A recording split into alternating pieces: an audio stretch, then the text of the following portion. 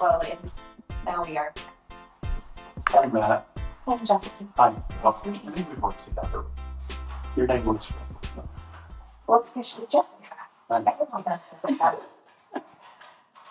She's in the cool kid circle. I'm like in that not cool kid circle. That's not true. Yeah, you said the cool kid. We're both in the cool kid circle. I don't know. I'm in a different one.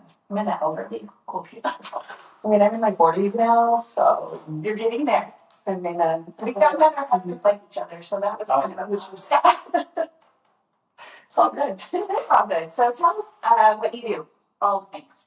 All the things that I do. Go slow so we can pay attention. Yeah, go slow. And that's something's tough. Yeah. Yes, take it slow. Okay. One of my favorite things that I get to do is that I get to be a mom to 3 kids, 6, 8, and 14. 14-year-olds in driver's training right now. Whoa. So that's one of my favorite things I get to do. Work-wise, I wear the broker hat. I'm the designated broker of Grove Realty. Love wearing that hat as well. I still am in sales. I do sales, all the sales from realtoring things. I'm in education. I teach classes typically 2 to 5 days a week, real estate related classes. And I was formerly a mortgage lender. I let my license go in 23, but I still have the mortgage brokerage that I had previously within my office, so I still get to engage in that world. I just am not doing the loans myself. I'm very thankful for that knowledge, though, and for that experience, because I think it helped me to become a better realtor. All the things help us be better. All the things, right? Especially watching these videos. Yeah. Oh, these are our videos are, they're very enlightening. Mm-hmm. Yeah, very helpful. Yeah. But and then I'm on all the leadership stuff. I get to do all the fun. But you do some leadership stuff. What's the land? I'm really pumped about I'm incoming into, so the Urban Land Institute, ULI, it's a global network that it's primarily commercial realtors, but I started as a residential realtor in it and really found a lot of value in just understanding growth and urban planning and how zoning and really like intelligent growth in cities works. So I've been involved in ULI since 2018 probably. But this year they do their fiscal years, their new year starts July 1. So in about a month, I will be taking on the role of what's called CMA, which is the Chief of Mission Advancement. And how their kind of leadership hierarchy works is that you are the CMA for 2 years, and then you go into being what's called the district chair.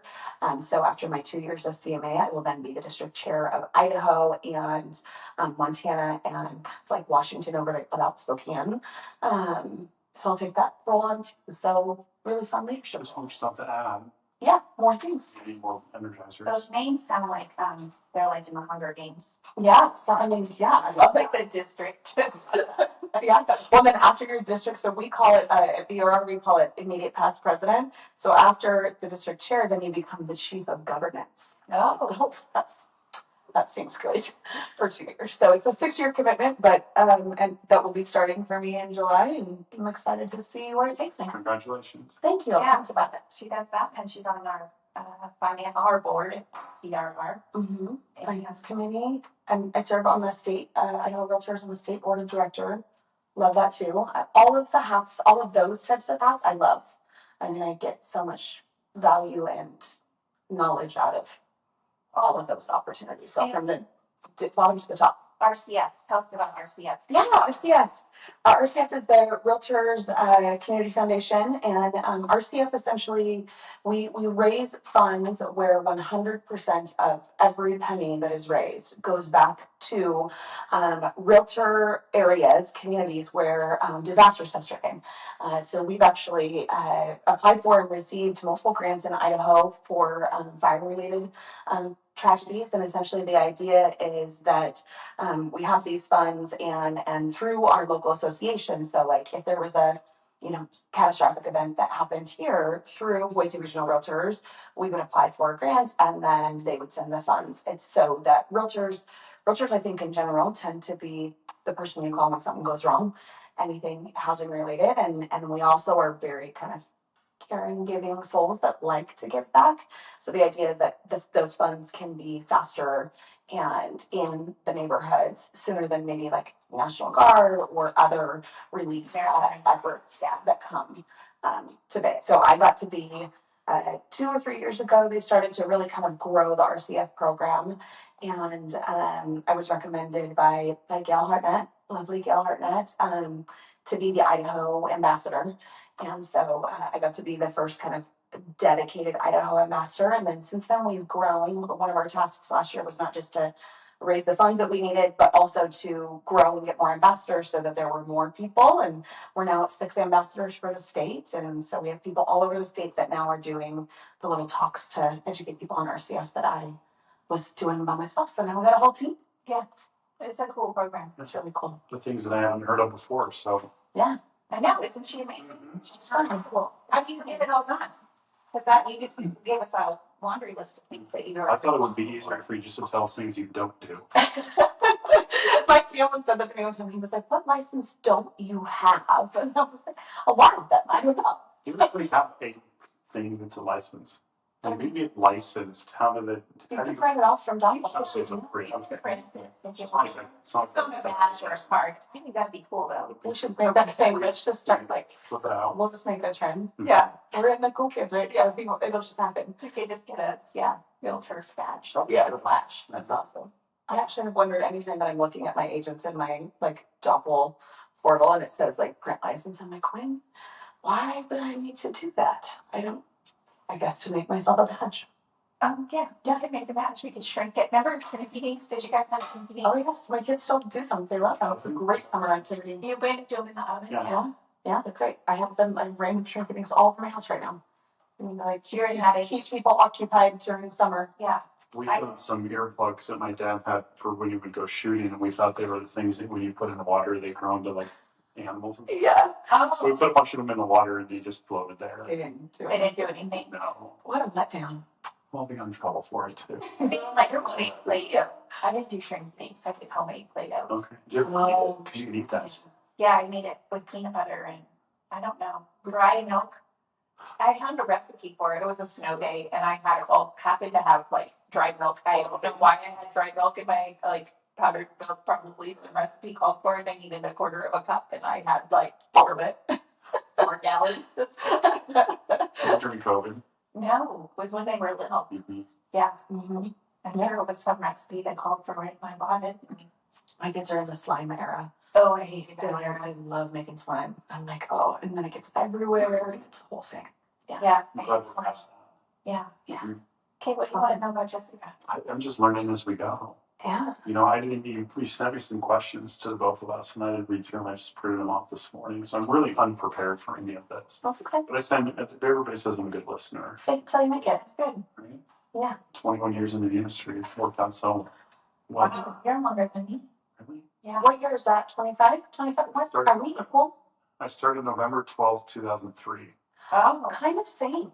I didn't get licensed till 2005, but I was a receptionist at Holland Realty, like 2003, 2004 era. Where was that office? The one downtown that's now the Coldwell Banker office that's right there on Capitol. Okay. Yeah. I think maybe you've heard this story. I was going to go into real estate. It wasn't like a thing. Actually, I had been told the only way to make 6 figures was to be a pharmacist. So I was actually going to school for pharmacy. And so I applied for the reception job there because I was going to BSU and I kept getting parking tickets. So I was like, if I have a job right here, I can just leave my car there while I go to school. And then which alludes, I guess, to how I get things done. Like kill 2 birds with 1 stone. Great. And then I loved the industry, and so I switched my major to business. And that was back when BSU, I don't know if they still do it. You could take real estate. It was like real estate 101 and 201, and it would count towards some of your pre-license modules. So I took it just for electives and was like, this is cool. I think I want to do this. Welcome to real estate. Here you are. And it turns out you can do something other than pharmacy and make 6 figures. Yeah, who knew?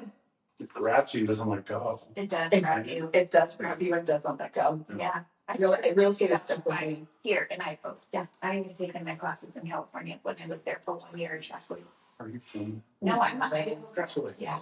She just lived all over the country. She was adventuring. Yeah. I thought you had to move every 6 months, which is ideal as a real estate agent for a client, right? you want to move every 6 months? Sweet, I'll help you with your, doesn't, Make it I don't want to do this. Make Yeah. 7 months in case there's a loan and it has to. Yes, you don't want to make the lender upset, yeah. Oh, let's talk about that, because I think people don't understand it. We did talk about it a little bit with Joe when he was here, but I think hearing it from different people. So maybe it was just right then. Yeah. Okay. Okay, we're good. All right. Yeah. So you were going to ask me a question. Yeah, what's up with the 7 months? That's typically what is it 7 payments, 7 months? Talk to us about that, because people will say, oh, this is great. I've got this rate, but I feel like I'm refinancing in 6 months or I'm going to get my house paid off, or I'm going to sell a house and pay the whole thing off. So it's kind of both. It depends on when the first payment is. It's you need to make 6 on-time payments. Okay. So, and we have had this happen before. What happens is if the, the loan originator makes their compensation, right? And if the borrower does not make those 6 on-time payments, then the loan originator can have their compensation taken back from the original lender.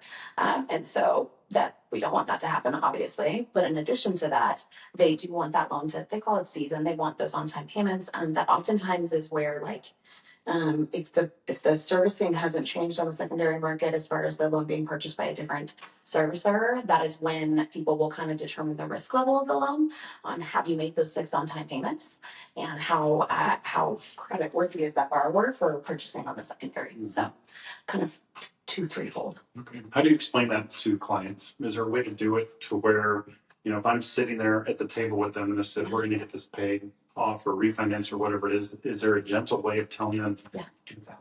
Just wait until, if you can, this point, so you don't mess things up for your loan originator.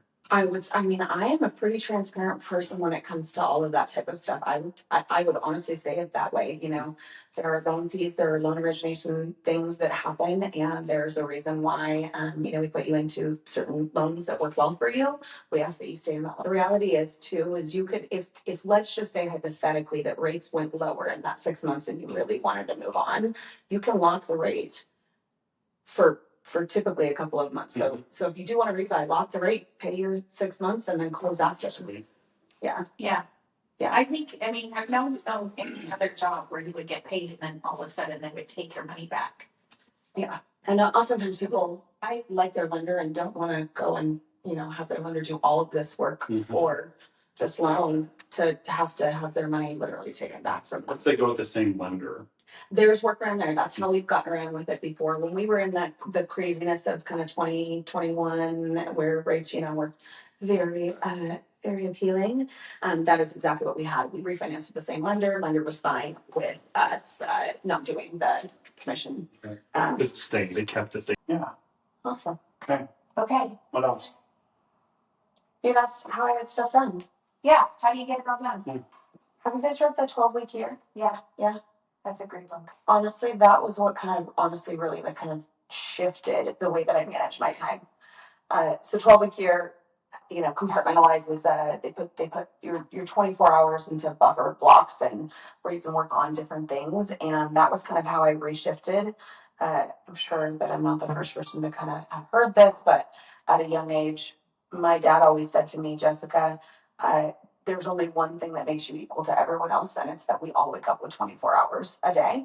That is the only kind of like even starting line that we all have. So how we use it is up to us. And so when I read the 12-week year, I was very terrible at time management prior to that, and read the 12-week year and implemented the systems there. And that's, I'm just very intentional with how I spend my time. And oftentimes if I can cross two things off with one adventure, I always will do that, right? If I can get 2 or 3 things done at once, why not? So RCF came to be because of my leadership role with BRR. Those things happened in conjunction. And I would say that those 2 things together also led to other things that didn't add more to my responsibilities. It just created more opportunity. And I think sometimes people think that the role is bigger than it is. I think it's how you use it and how you spend it. I actually, when I was teaching pre-license the other day, I used something that I've seen you do before, and I don't even know that that I picked up on this when you did this. Trademark. You did.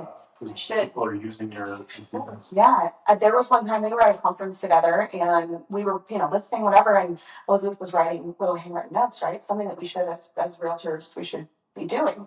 And I was taught that early on, when you go to an open house, make sure you got something to do with your hands and to keep you busy if you don't have anybody coming in. And if someone comes in, great, maybe sell the house, get a client. But I mentioned that in pre-license the other day. I was like, always have extra things you can be doing with your time and you'll be able to do more in your day. So you're doing something and not paying attention to something else? No, she was. Okay. Yeah, go ahead. I think that some personalities for me, I'm managing money, right? I'm probably ADD, and I think I actually can pay attention better when my hands are busy. Otherwise, I'm like writing a to-do list or whatever. But if I'm just like, sealing envelopes or doing something that doesn't take a lot of brain power, I actually can focus on what's happening in the room. And there's sometimes downtime where a person asks a question that you don't need to know the answer to, or the teacher is fiddling with the thing not working. Working right now. I know, but sometimes it doesn't work. It's so you can just quickly get things done. Yeah. It's like file. Well, and if I'm downloading a loan package, I'll answer an email or something at the same time. I'm just going to wait for it to show up. So it's kind of fun. That multitasking stuff is fun. It keeps you moving through. It's being organized. This is how you system something else. Yeah, having systems. Yes. I'm always surprised because people to me say, how do you think you're doing with all this fun? And I'm like, because I've noticed it balance. It's like juggling balls. Someone compared it once to pushing. This is hilarious. When I first started, they compared it to pushing shopping carts across the desert, like 10 of them at the same time. And I was like, who would ever do that? It doesn't seem like a good choice. It doesn't seem like a good analogy either. But I get the ball thing is true. And sometimes you just staff the carts together. And how'd you get there? And how'd they get? This is where my mind goes. Yeah. It's like, that doesn't make any sense. So if it doesn't. It was the funniest. I still can picture this. I can picture the thing in my head of it. All these shopping carts evenly across the same time. I was like, I would rather just keep it all together with the ball. To me, it's juggling balls. And someone else said smoke and mirrors because it is smoke and mirrors, right? It's like what you're letting people see you do. Do magicians still use smoke and mirrors? Seems like they've kind of evolved from that. I don't know. I try to be hypnotized in college one time we were all on stage, and I remember the whole thing. I don't think I was hypnotized, but I acted like it because I didn't want to be the guy up on stage and walked off or just sat there. You were that guy. I played the piano. I said, play musical instrument. I'm just like, man, it's just like, I'll just play along. Fake it till you make it. Yeah. I'm seeing a trend here. I don't know what I'm doing. I love it. My mind goes right now. Friends, I don't know if anybody watches Friends. I love Friends. When they're in the cafeteria, it's the white coats and the blue blazers, and they're not sitting together, and Joey gets up and says, I'm Joey. I don't know squat about dinosaurs. It just felt good because he didn't know. He was just acting. Right? Coat on. Yeah. And then they sounded Cool. Andrew stole a pair. I don't remember that one. My daughter probably does. She's seen Friends more than I have. That's okay. They've seen it all. That's where my mind goes. Yeah. I remember the stupidest things. I do. Nothing of value, though. No, don't sell yourself short. I'm sure. No, I'm a pretty small person, but I just like it's valuable to me. So what do you do for fun? How do you have time for all of this? But you're going to McCall, so clearly you're probably not going to sell houses. No, I'm going to clean my house because I have guests coming to stay there. I need to be a good host. Do I have fun? Absolutely. I would say that I have a lot of fun. I have plenty of fun. And I think that is again where I think there's opportunity, especially in the real estate industry, to have crossover. A lot of the fun that I have is with clients or with my peers in real estate or whatever. My husband and I love going to live music. We go to concerts almost once a week. And so it's awesome to go out into our community. I also like to just be in our community. I know it's awesome. So managing my time and again just planning another book reference. Have you guys read Atomic Habits? So he talks about habit stacking in Atomic Habits, right? Like one of the analogies that he uses is every time he wants to get more in shape, so every time he brushes his teeth, he does 10 push-ups. So I use that kind of mentality. And if I want to get to the concert with my husband, that means I've got to prioritize the things before I head out the door and whatever that looks like for that day. I am very intentional with my time and how I use it. Actually had a call this morning with an interview on the phone with someone with a different person. And she said, where do you feel like your time is wasted? And I like couldn't answer the question. I was like, I don't waste time. I have those 24 hours. I don't waste the time. I'm intentional with it, and I do the fun things. This year, I'm on a fitness journey. I turned 40, so I decided I wanted to really get into shape this year. I wanted for my 41st birthday, I want to be in the best shape that I've been in my life. So it's been really fun to add that to my time. And that I would say is the one thing that I now, one of these questions was, what would you give up type of thing? I would definitely not give that up ever again. It's one of, sometimes you get busy and you're like, I can't make it to the gym. I can't do the things. And that is my like fun right now. And so no matter what, making sure that stays in my world is Working out. where I'm at right now. Yeah. Yeah. Hot yoga studio opened up across the street from my house. Well, that would be convenient, actually. It's You amazing. live in a great location, so you Yeah. can get to places easily. Yeah, it's great. Yeah, now I'm committed to that. And so having the fun and just, I guess, being committed to the things that add value to your life. Making it a priority. Yeah. Yeah. Absolutely. You should write a book and then ask people if they've read it. I would love to write a book. I would ask people. I like books, obviously. I love stories. And I don't think of wasting time because even if I'm not, my downtime is reading. Yeah. So even when I'm like, You're still using it for something. or sometimes I take naps or I waste time because my brain is still like thinking of a class I want to write. Or, I don't really think I ever I don't waste time. waste time. Yeah. No. So that's a similarity there. Yeah. I even actually, so I recently started, so the yoga's great, that's been awesome, but I got one of the cool weighted vests that are, all hip on the internet right now. Does it look like it's like one that you would wear if you're carrying guns, or is it? Kind of. My husband says, like, what are you doing? Are you going after combat? He teases me that I'm all about my weighted vest. And so now my goal is not just to get my 10,000 steps in, but to get 10,000 steps with the vest. Like whatever steps I get in the day that aren't with the vest, they don't count right now. Like we're at a different level. And I'm studying, Elizabeth knows this, I guess we'll go on record and tell the world this. I'm studying to go, well, I actually maybe haven't told you this. This is maybe a good go. Yeah, I don't know if I know what you're talking about. So I had this plan that I was going to go back to school and get my PhD. And I got accepted to the program and was getting ready to pay my fees to secure my seat. And I was like, I don't want to get my PhD. I want to get my JD instead. So start all over. And so I have to take the LSAT in October. So I'm currently studying for the LSAT on Audible. And so that's my get my 10,000 steps in, and I have my LSAT lady on my 14-hour. Oh, because you want to get a sleep ready. Oh, Yeah. you said Jane. JD, doctorate. Yeah, JD, lawyer. I did GED. I want to get my GED. Yeah. I was like, you have a master's degree. Yeah. Yeah, my GED. Instead of getting a PhD, I'm going to get a GED. I'm not like the GED. That's what I heard. I was like, I'm not following. Is that a little bit? yeah, that's what I'm like. Okay.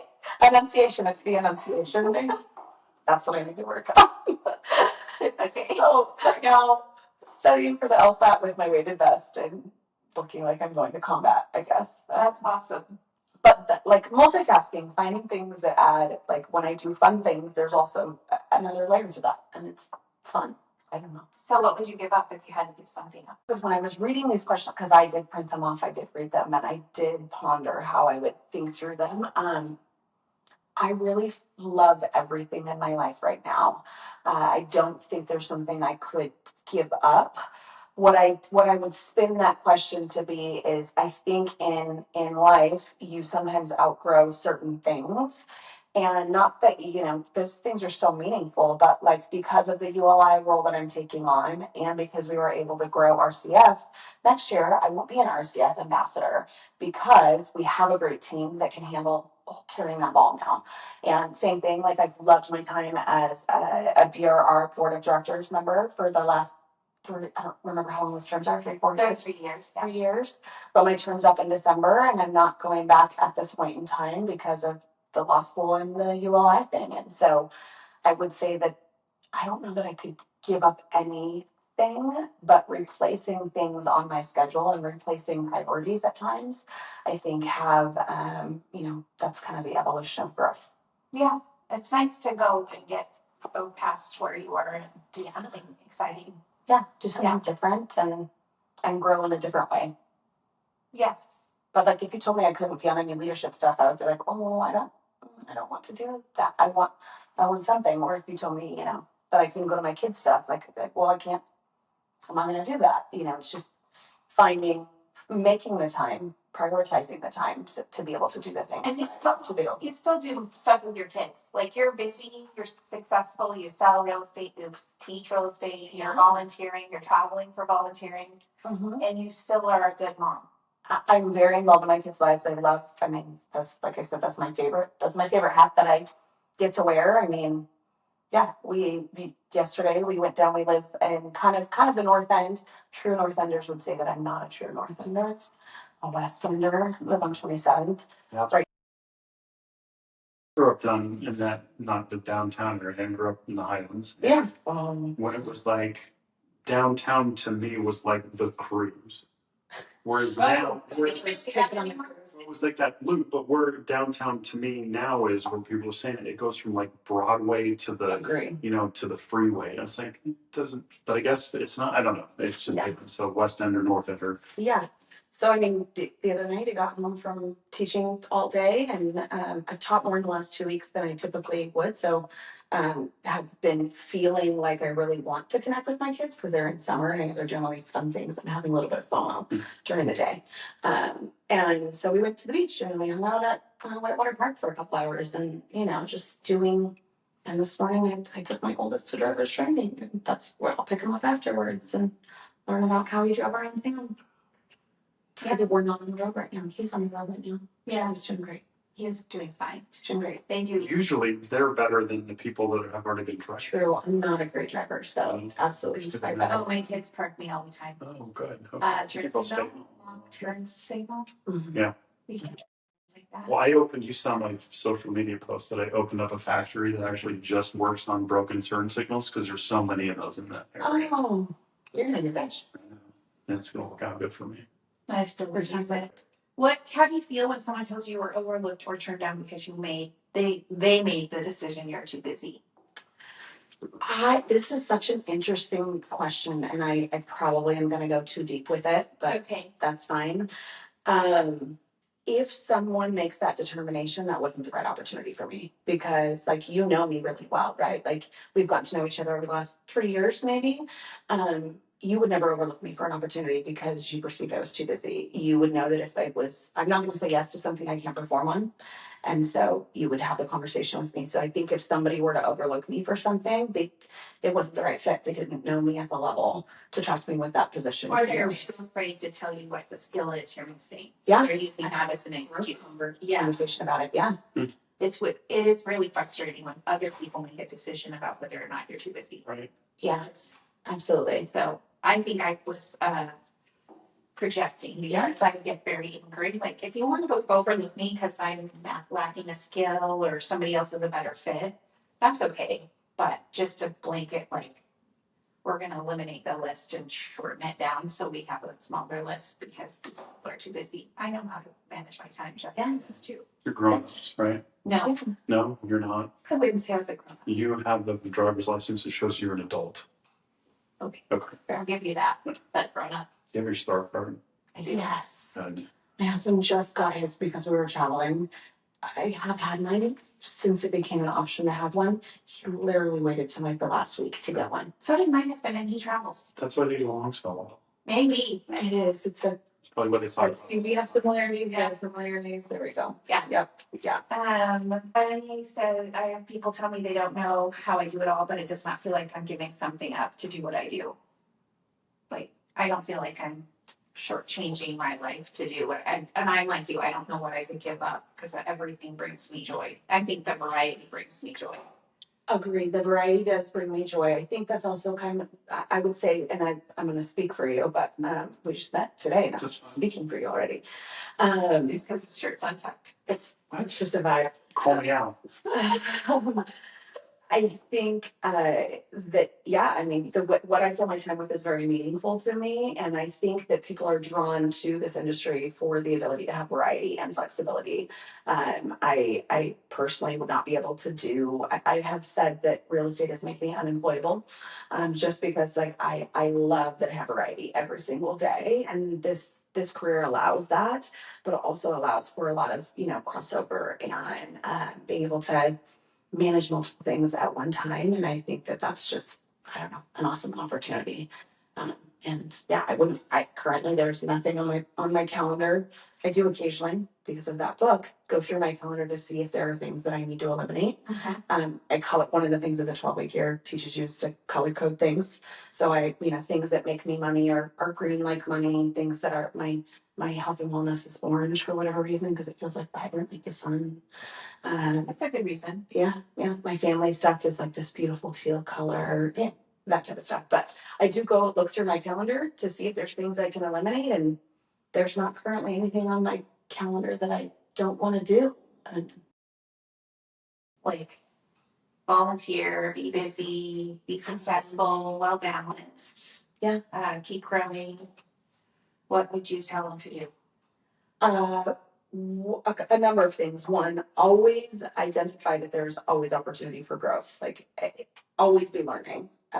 As you learn and as you grow, you inevitably become more efficient at the things you already knew how to do, because you just become better at them. Sorry, another book reference.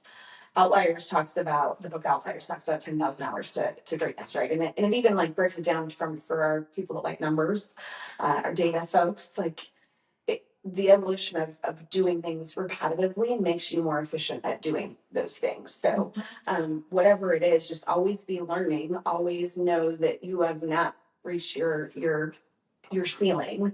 There's always room for more growth. And I think with that mentality, you're able to do more things, and you're able to look at things differently and identify opportunities that will be, more advantageous to your time, to your finances, to your family. One thing that I did 2 years ago when I started traveling a lot for work, my husband and I sat down and we made the determination that I will only travel for work to like these conferences that Elizabeth and I go to. And I just got back actually from a really great ULI conference in Denver. I only travel for work if either my husband can come with me for a couple of days before or after. When I'm doing the work thing, I like to wear the work hat and not like mix those things. But like for Denver, it happened to be Mother's Day weekend, so he flew up with me for a couple of days. He left. I went to the conference last year for RIA. It was in Tennessee. He came with me. Year before that, it was in Disneyland, so we brought the whole family. We kind of have just found a way that if I'm going to say yes to something that's going to take me away from my family, we will find a way for that to include the family or my husband, at least for a little retreat for us. So just finding ways to layer things and have balance. Because it's fun. I get so many agents that are like, I'm a mom, I don't have time to be a realtor, or I don't have, and I think of you and other people like you that are very successful, and you have a strong relationship with your husband. Like that's the other thing you always hear is when you're so busy, like it stresses your relationships out so that you lose them, but you haven't had that happen. No, I would say one thing on the mom thing. So my kids have grown up in real estate, and that's awesome. I think I've always been in real estate since they have been alive. But one of the things that I think is lacking in our educational system, and hopefully it's going to be dealt with in coming years. I know they're adding back some classes in, but financial literacy and understanding generational wealth growth through real estate investment. My 14-year-old can have conversations about cash flow and when he should invest in his first rental. Like growing up in real estate, involving your kids in the real estate, field, whatever that looks like, is such a great benefit to them, I think. And it's if you're in real estate and you're not talking with your kids about what you do and the importance of it, I think you're missing the mark. And I also would say too, and I had a realtor say this to me early on in my career. He said, bring your kids with you to things. Like your clients that really actually want to work with you understand that you're also a mom. I have on many occasions, if I'm going to go out for all the showings, no, I'm not going to bring my kids with me. But if it's a, hey, we just got done with a soccer game and someone wants to see a house, absolutely, I'm going to bring my kids with me because in the evenings, I'm also a mom. And your clients that want to work with you, they respect it and they enjoy it. And then it shows your kids, how you can balance a career and being a parent. So It has tainted my, that I'm like, do you want to go with me to do this? And no, mom, Yeah. because they know. But I did take them sometimes off the showings because I had to. Yeah. And they were in the back and we'd stop somewhere and like, we got to stop at McDonald's and go to the bathroom and get a chicken nuggets. And they're like, okay, no problem. Yeah. All bye. Totally. I mean, clients that are respectful of your time, there's the quote, what is it? You teach people how to treat you. Yeah. When you teach them that, yeah, I'm a mom and I'm a broker owner and I'm I'm an educator. That was one thing when I became an educator, when I started teaching a lot more classes, I was very nervous that I was going to lose clients. And now it's more of a conversation when I have transactions. It's that, hey, I'm teaching tomorrow from 9 to noon. So if you need to reach me, please just, a quick text. And I'll chat with you on my lunch break or something. And clients are fine with it. They actually have found it, I think, to be respectable and that we're educating and improving our industry. Yeah, I think that's true. Yeah. Yeah, it's cool. It's fun. That's Realtor is fun. inspiring. Thank Oh. you. How do you know when to say no? This is another thing. A couple years ago, great question. How do I know when to say no? A couple of years ago, I did feel like I was saying yes to too many things. Sometimes I was just like feeling guilty if I said no, all those types of things. And I kind of sat down and did some self-reflection. And I'm kind of woo-woo. I love, vision boards and books, obviously, and those types of things. And I did some self-reflection and said, okay, I'm only going to say yes to opportunities, whether it's coffee with the title company, because, we get those folks calling us or whatever it might be. I'm only going to say yes to things that are going to make me, better at my job. So I'm only going to say yes to something that's going to educate me or allow me to have an opportunity. Or if it's, in pursuance of a goal that I'm working towards. And if the answer isn't yes to one of those, if it's not going to directly put money in my pocket to serve my family better or serve me better, and it's not going to support a goal that I'm working towards, this is not my quote. I think it's a Keller Williams thing, but the life by design. Mm-hmm. If it does not support the life that I'm designing, then the answer is no. And that's okay. So if it, I say no often to life that I have my lending license and that I have a lending branch in my office that I'm pretty loyal to. And so I get calls from lenders and, hey, can I take you to lunch? And that's great. They're doing their job, but I am respectful and say, hey, if there's a unique product that only you offer, I would love to go. This is doing. I would love to hear about it. Otherwise, I don't want to waste your time or your money. I don't want to make you buy me lunch for the sake of having a lunch date. Right. And just being respectful. And same thing with like leadership opportunities. If I can't add value to that thing and it's not going to add value to me, then I'm taking a seat that's better suited for someone else. That's awesome. Yeah. Don't you think? Mm-hmm. She's amazing. Okay, so let's talk about. She said yes to this. She did I say did. I yes. love it. Okay. Let's talk a little bit about DREI because this is a fun one for me. Yes. So tell us what your experience is and why you like it, and so if it makes you more. it definitely makes me more. What is it first? What's DREI? DREI stands for Distinguished Real Estate Instructor. I actually had a DREI winning moment somewhat recently, so I'll kind of share that along with this answer. So when I asked what is DREI, Miss Elizabeth had told me, she said, you should really do your DREI. And I said, what's that? And she was, I think we're just finishing it, and maybe had just gotten it. And so she kind of explained, in order to apply for the DREI program, you have to have taught a certain amount of hours. So this isn't just for like everyone. You have to have a little bit of like educational experience under your belt.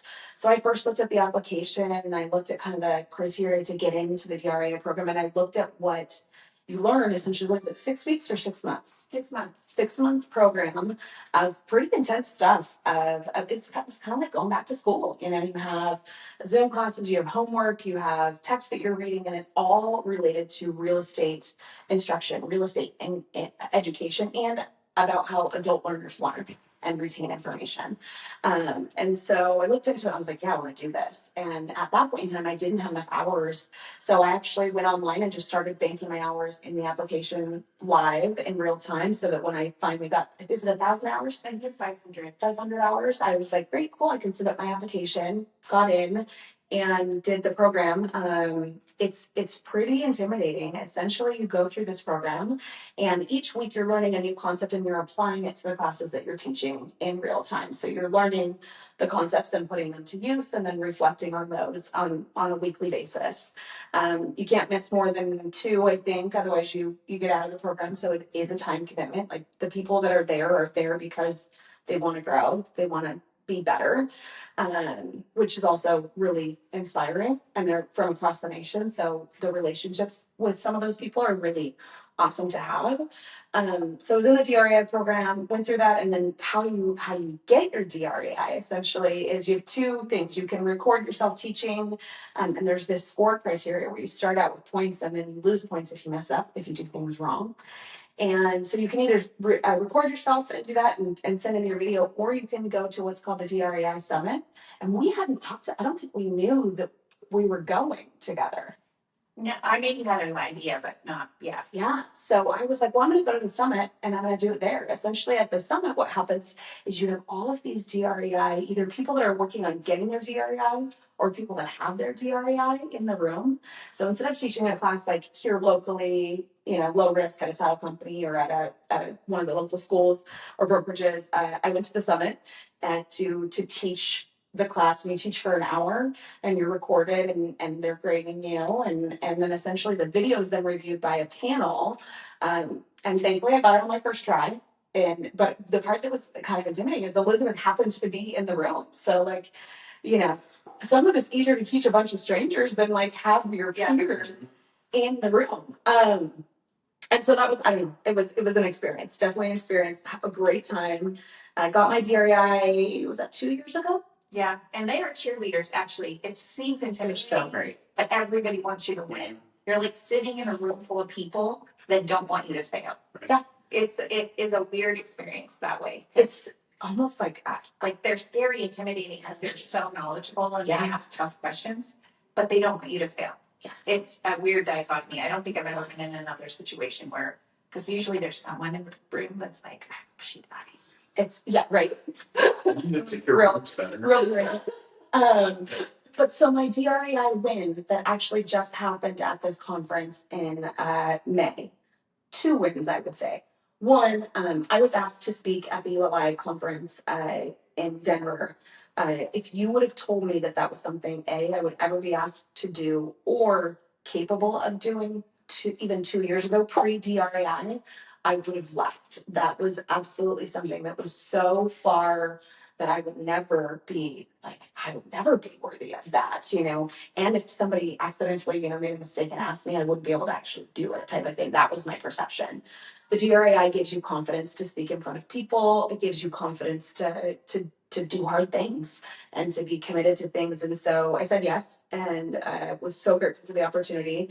I went and did the speaking thing, and it was about something that I really love. It was about a class that I teach and have gotten some great like national exposure, and so that was really cool. It's kind of easy to talk about things that you like, but the interesting thing was, you know, in DREI you're taught how to answer questions and make sure that the audience understands. Well, for this particular class, there's a gentleman who has invested millions of dollars in the success of this particular class, and he came to watch me talk.